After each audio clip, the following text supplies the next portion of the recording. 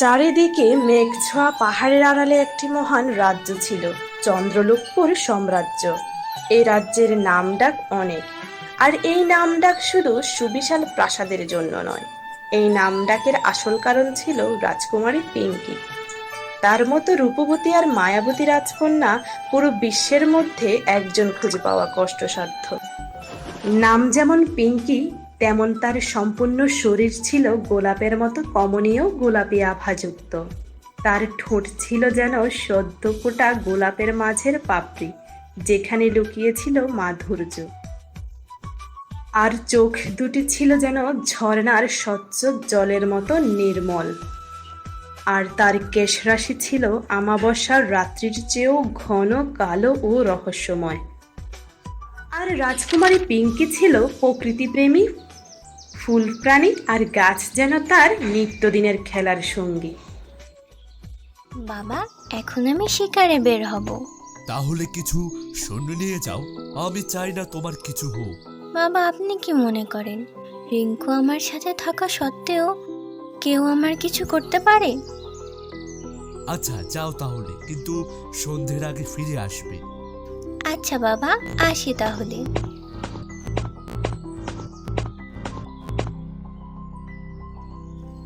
ওই রিঙ্কু, কই রে? চল ঘুরতে যাই।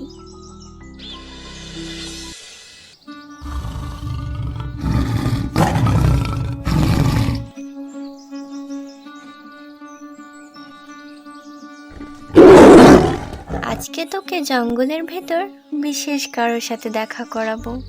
হ্যাঁ, রাজকুমারী পিঙ্কির এটা ছিল পোষা বাঘ, যেটা তার অনেক প্রিয় ছিল। কিন্তু প্রাণের চেয়েও প্রিয় জিনিসটা ছিল বনের ভেতর, যেটার জন্য সে প্রতিদিন লুকিয়ে বাঁচিয়ে বনের ভেতর যায়।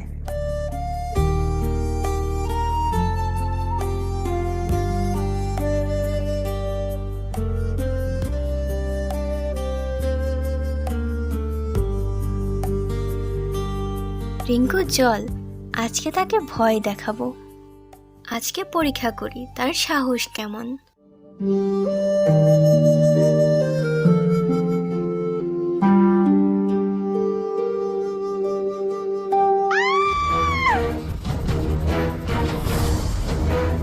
কেউ চিৎকার করছে মনে হয়। কেউ কি বিপদে পড়েছে?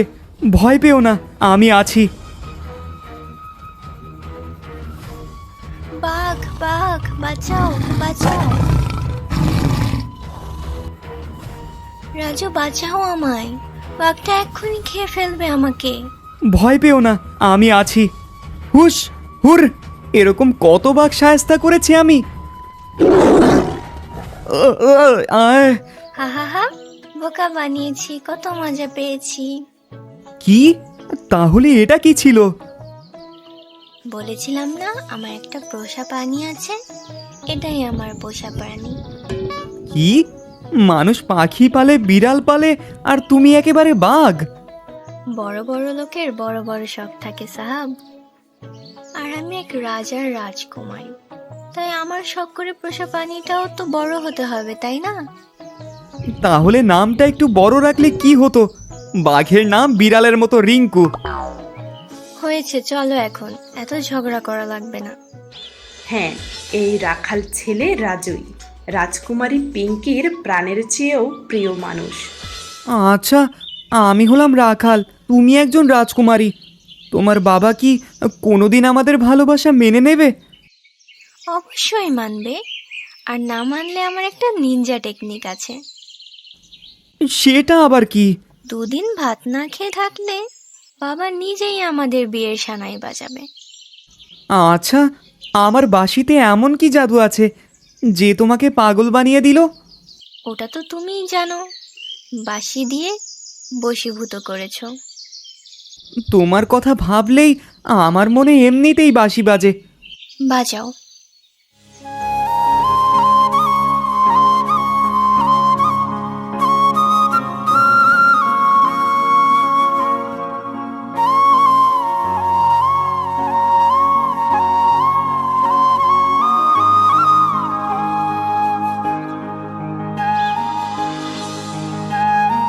সবকিছু ভালোই ছিল, কিন্তু রাজ্যে খারাপ কিছুর পদধূলি পড়ে গেছিল।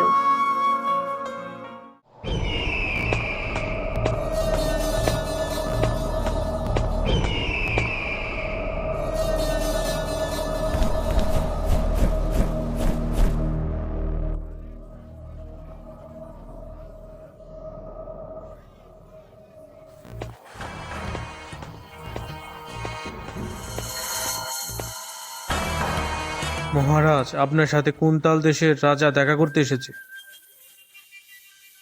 কুন্তাল দেশ? কোদাল নাম শুনেছি, কিন্তু কুন্তাল এর নাম তো কোনোদিন শুনিনি। কি জানি মহারাজ, আমিও আজকে প্রথম শুনলাম। আচ্ছা, চলো দেখি কি জন্য এসেছে।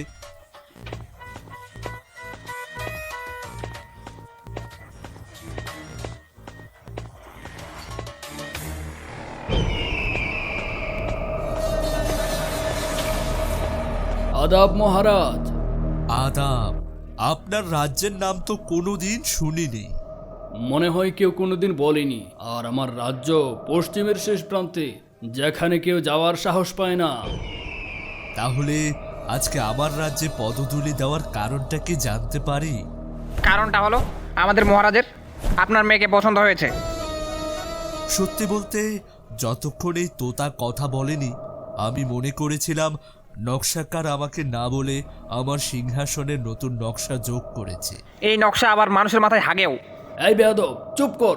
কথা বলতে শিখেছিস, কিন্তু মহান ব্যক্তির সাথে কিভাবে কথা বলতে হয় এটা জানিস না। প্রথম কথা, আমার আপনার এই তোতাটা একদম পছন্দ হয়নি। দ্বিতীয় কথা, আমি আমার মেয়ের মতের বিরুদ্ধে কিছুই করব না। তাহলে আপনার মেয়ের সাথে সাক্ষাৎ করান। আমার মেয়ে ঘুরতে বেরিয়েছে, তাই আজকে রাতটা এখানেই থাকতে পারেন। কালকে তার সাথে দেখা করে তার উত্তর পেয়ে যাবেন। এদিকে একজোড়া নিরীহ প্রাণ তাদের জীবনের শ্রেষ্ঠ মুহূর্তটা উপভোগ করছিল, কিন্তু তারা জানতো না তাদের প্রেমের মহান বাধা প্রাসাদের দেওয়ালের ভেতরে অপেক্ষা করছিল।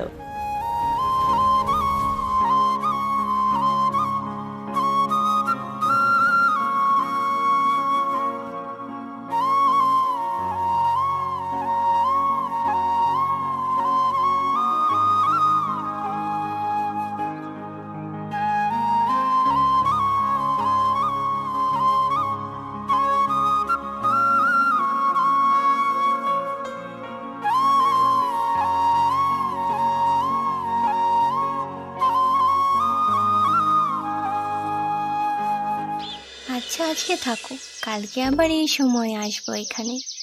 কালকে কিন্তু অবশ্যই আবার রিঙ্কুকে আনবে। আচ্ছা ঠিক আছে, অনেক দেরি হয়ে গেছে, আসি তাহলে।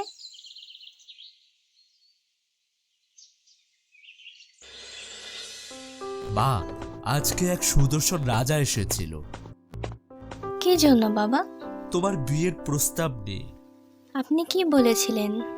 কিছু বলিনি, বলেছি তুমি উত্তর দিবে। আমার উত্তর কি তা তো আপনি জানেন, সব সময় না। কিন্তু মা, একদিন তো বিয়ে করতেই হবে।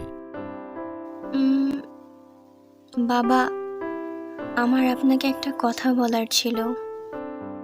আমার মনে হয় সেটা বলার সময় এসে গেছে। কি মা, সেটা বলো। বাবা, আমি একজনকে পছন্দ করি আর তাকেই বিয়ে করতে চাই। কে সেই মহান ব্যক্তিটা? সে কোনো মহান ব্যক্তি নয়, কিন্তু ব্যক্তি হিসেবে ভালো। কিন্তু সেটা কে? বাবা, সেই রাজ্যের এক রাখাল। কি? হ্যাঁ বাবা, আমি তাকে ভালোবাসি আর তাকেই বিয়ে করতে চাই। এটা কোনোভাবেই সম্ভব না। আমি তাকেই বিয়ে করব। এজন্য প্রতিদিন শিকারে যাও। আজ থেকে তোমার বাইরে বের হওয়া বন্ধ, আর সেই রাজকুমারের সাথেই তোমার বিয়ে হবে। না বাবা, আপনি এটা করতে পারেন না।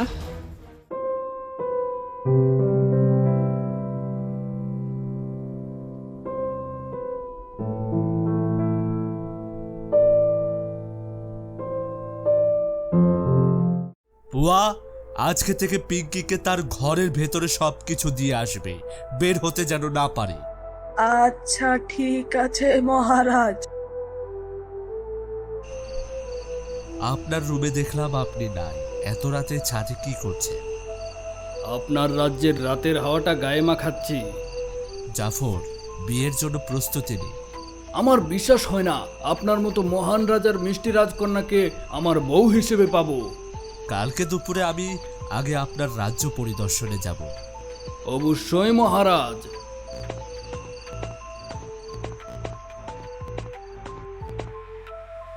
অবশেষে আপনার স্বপ্ন পূরণ হতে যাচ্ছে, কিন্তু রাজ্য পাবেন কোথায়? আপনাকে তো রাজ্য থেকে বের করে দেওয়া হয়েছে। একদম চুপ, তোকে এত কিছু ভাবতে হবে না।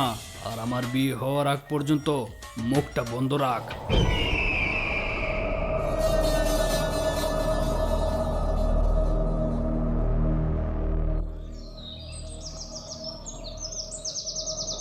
মহারাজ, রাজকুমারী পিঙ্কি কালকে থেকে কিচ্ছু খাচ্ছে না। যান, তাকে এখানে ডেকে নিয়ে আসেন।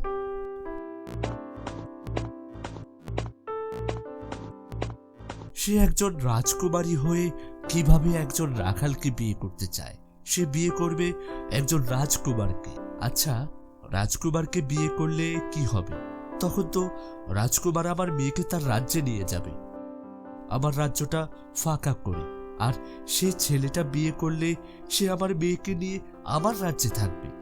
আমি কোনো বড় ভুল করছি না তো? রাজকুমারী পিঙ্কি, আপনার বাবা আপনাকে ভোজনালয়ে ডেকেছেন। গিয়ে বলে দেন আমি খাবো না। তিনি আপনাকে ওখানে যেতে বলেছেন। আপনি যান এখান থেকে, আমাকে একা থাকতে দিন। আচ্ছা ঠিক আছে, কিন্তু পরবর্তীতে তিনি এখানে আসতে পারেন। চল মা, খেয়ে নিস। আমি তোমাদের বিয়েতে রাজি। সত্যি বাবা? হ্যাঁ সত্যি। তুই সেই ছেলেটার সাথে আবার একবার দেখা করাস। আমি এখনই ডেকে পাঠাচ্ছি। আর আপনি পৃথিবীর সবচেয়ে সেরা বাবা।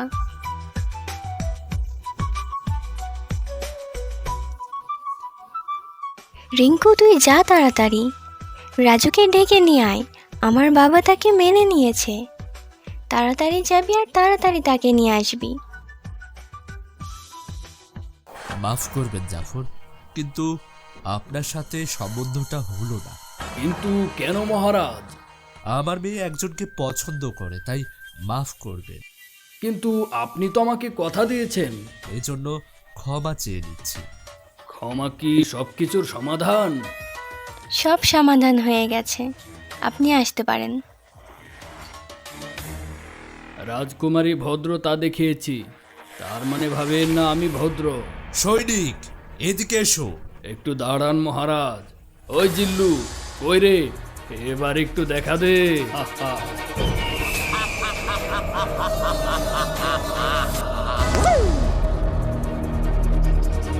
যে মুহূর্তে কাহিনীটি সুখের সমাপ্তি টানতে যাচ্ছিল, ঠিক তখনই তা যেন এক বিষাদময় সূচনা নিয়ে নতুন করে আরম্ভ হলো।